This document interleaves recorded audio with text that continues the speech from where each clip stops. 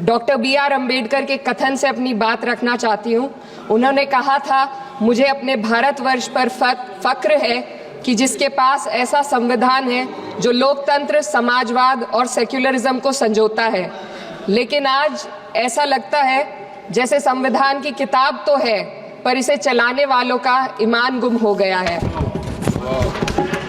आज हिंदुस्तान में हर वर्ग को किसी न किसी चुनौती का सामना करना पड़ रहा है, मगर अल्पसंख्यक, खासतौर पर मुसलमानों पर जो कहर टूटा है वो किसी से छुपा नहीं है। ये लोग सिर्फ अपने मजहबी पहचान की वजह से निशाने पर हैं।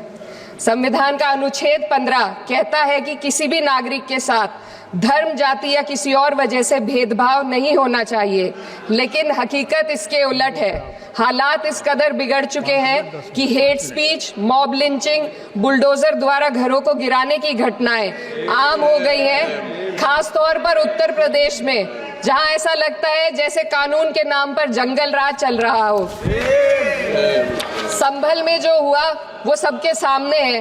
पुलिस के संरक्षण में निर्दोष लोगों की हत्या की गई और सरकार ने चुप्पी साध ली। अल्पसंख्यकों पर हिंसा बढ़ती जा रही है, मगर सत्ता में बैठे लोग या तो आंखें मूंदे हुए हैं या फिर इन घटनाओं को बढ़ावा दे रहे हैं। हद तो तब हो जाती है जब न्यायपालिका की बात भी अनसुनी कर दी जाती है। सुप्रीम कोर्ट ने मॉब लिंचिंग पर 11 सूत्रीय निर्देश जारी किए थे।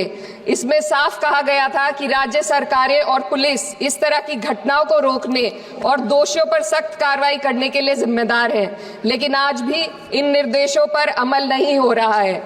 हाल ये है कि मॉब लिंचिंग को रोकने की बजाय सत्ता में बैठे लोग आग में घी डालने का काम कर रहे हैं। उनकी जुबान से ऐसी बातें निकलती हैं जो नफरत को और बढ़ावा देती है। ये अशांति अब इतनी गहराई तक फैल चुकी है कि हमारे समाज के धर्मनिरपेक्ष चरित्र पर गंभीर सवाल उठ रहे हैं। साल की शुरुआत में ही कई राज्यों में दुकानदारों को अपने नाम बोर्ड पर लगाने के लिए मजबूर किया गया। इसे सेहत और सुरक्षा के कानूनों का हिस्सा बताया गया, मगर असल मंशा कुछ और थी। ये कदम खास तौर पर मुसलमान दुकानदारों को निशाना बनाकर उठाया गया ताकि उनकी रोजी रोटी पर चोट की जाए। पिछले हफ्ते मुरादाबाद में एक मुस्लिम डॉक्टर को हिंदू बहुल्य मोहल्ले में घर खरीदने पर विरोध झेलना पड़ा। वजह बताई गई कि इससे मोहल्ले की सामाजिक शांति बिगड़ जाएगी। अब आप ही बताइए, क्या ये वजह सही है, जायज है? असल में ये छोटी बड़ी घटना इस बात का सबूत है कि सांप्रदायिकता को बढ़ावा देने वाले बयान और नीतियां हमारे समाज को अंदर से खोखला कर रही है। उत्तर प्रदेश में यति नरसिंहानंद ने बेहद घटिया बयान दिया, लेकिन सरकार इन बयानों पर कोई कार्रवाई नहीं कर रही। हेट स्पीच न केवल जनमानस के विचारों को प्रदूषित करती है, बल्कि इससे अब संवैधानिक पदों पर बैठे लोगों को भी प्रभावित कर दिया है। अभी हाल ही में माननीय उच्च न्यायालय इलाहाबाद के माननीय न्यायाधीश ने ऐसे बयान दिए जिसका संज्ञान खुद सुप्रीम कोर्ट को लेना पड़ा। संविधान के अनुच्छेद 29 और 30 ने अल्पसंख्यकों को उनके मजहबी और सांस्कृतिक हक दिए हैं ताकि वो अपनी पहचान को बचा सके और अपने संस्थान चला सके, लेकिन आज उन्हीं हकों पर हर तरफ से चोट की जा रही है। वक्फ जैसे बिल लाकर उनके धार्मिक अधिकारों को छीनने की कोशिश की जा रही है। आज अल्पसंख्यक समुदाय को संविधान द्वारा दिए गए अपने बुनियादी अधिकार पाने के लिए लंबी लड़ाई लड़नी पड़ रही है। ऐसे कई मामले अदालत ने न्याय देकर संविधान की रक्षा की है, लेकिन अदालती प्रक्रिया में जो समय लगता है उसकी वजह से देश के सामाजिक ताने बाने को भारी नुकसान उठाना पड़ता है। मिसाल के तौर पर इलाहाबाद हाई कोर्ट ने 2004 के मदरसा एक्ट को रद्द कर दिया था, जिससे मदरसों के संचालन पर सवाल उठे। हालांकि सुप्रीम कोर्ट ने बाद में इस फैसले को पलट दिया और एक्ट को वैध करार दिया, लेकिन इस प्रक्रिया में जो समय लगा उसने अल्पसंख्यकों को बेचैनी और संघर्ष के दौर में डाला है। इसी कड़ी में प्लेसेस ऑफ वर्शिप एक्ट 91 भी आता है और कई अन्य अधिकार, उन्हें भी इसी तरह अदालती लड़ाइयों में उलझाया जा रहा है। ये स्थिति न केवल अल्पसंख्यकों के अधिकारों की राह में रुकावट है, बल्कि justice delayed is justice denied जैसी कहावत को सिद्ध करती है।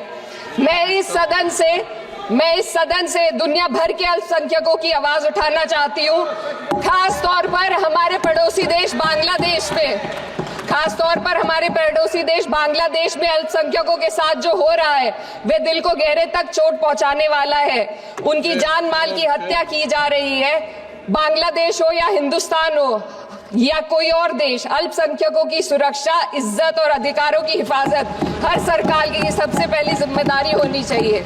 मैं इस सदन से अपने देश के अल्पसंख्यकों के साथ बांग्लादेश के पीड़ित अल्पसंख्यकों की आवाज को एक साथ उठाना चाहती हूँ। ये वक्त की पुकार है कि हम सब मिलकर ये सुनिश्चित करें कि किसी भी इंसान को उसकी पहचान या मजहब के कारण डर कर जीने पर मजबूर ना होना पड़े। जहां हक छीने जाते हैं वहां अमन खो जाता है। ये बात हर सरकार को समझनी चाहिए। अगर हम सच में अपने संविधान का सम्मान करना चाहते हैं तो हमें नफरत और भेदभाव को खत्म करना होगा। हमें ये दिखाना होगा कि ये मुल्क हर वर्ग, हर जाति, हर धर्म और हर समुदाय का है और जब तक ऐसा नहीं होगा तब तक संविधान की आत्मा सिसकती रहेगी। सर, अपनी बात को खत्म करते हुए मैं एक शेर अर्ज करना चाहती हूँ। ये दाग दाग उजाला, ये शब गजीदा शहर, वो इंतजार था जिसका, ये वो शहर तो नहीं। लेकिन अगर इस सदन में बैठे हम सभी सदस्य ये ठान ले कि हमें संविधान के मूल्यों को लागू करना है और उसे लागू करने का प्रयास करें तो वह सुबह जरूर आएगी जिसके लिए लाखों भारतवासियों ने अपने जानों की कुर्बानी दी थी।